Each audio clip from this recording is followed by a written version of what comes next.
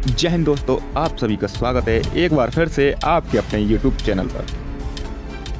अब जानते हैं दोस्तों, आपको नया है, एक है SSN प्रोग्राम, यानी कि 12 परमाणु पनडुब्बियां जो भारत को मिलने वाली हैं या बन के तैयार होने वाली हैं। भारत SSN प्रोग्राम पर काम कर रहा है जो 2050 तक 12 पनडुब्बियां तैयार करेगा। दोस्तों कौन सा SSN प्रोग्राम है जो 2050 तक 12 पनडुब्बी तैयार करके किसे देगा? भारतीय नौसेना को सौंप देगा। ये लंबे समय तक पानी के भीतर रह सकती हैं और दुश्मन जहाज़ों पर हमला कर पाएंगे। पाकिस्तान और चीन पर इससे और दबदबा बनेगा, क्योंकि अभी भारत के पास में बहुत कम पनडुब्बियां हैं, जो कि आने वाले समय में भारत SSN प्रोग्राम 2050 तक खुद की स्वदेशी रूप से विकसित करने वाला है। 12 पनडुब्बी भारत की रणनीतिक बढ़त देखने को मिलेगी।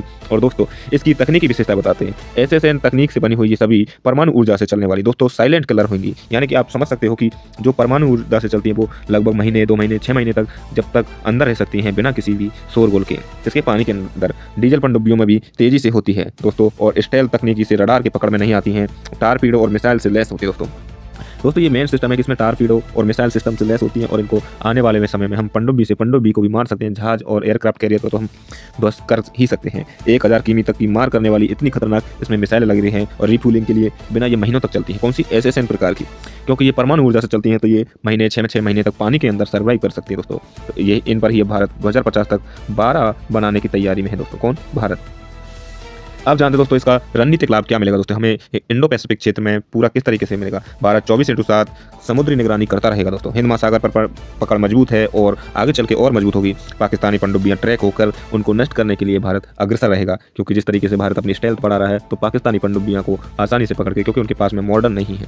चीन के जहाज दबदबे में रहेंगे कि भारत की पनडुब्बी क्या पता कौन से समय में किस स्थान पर हो। भारत को ब्लू वाटर नेवी की पहचान मिलेगी और परमाणु त्रिकोण पर पूरा काम होगा, यानी कि जिस तरीके से भारत एक परमाणु त्रिकोण बना करके रहेगा कि अब हम समुद्र हो, हवा हो या थल हो, तीनों से परमाणु दाग सकते हैं किसी भी देश पर आने वाले समय में।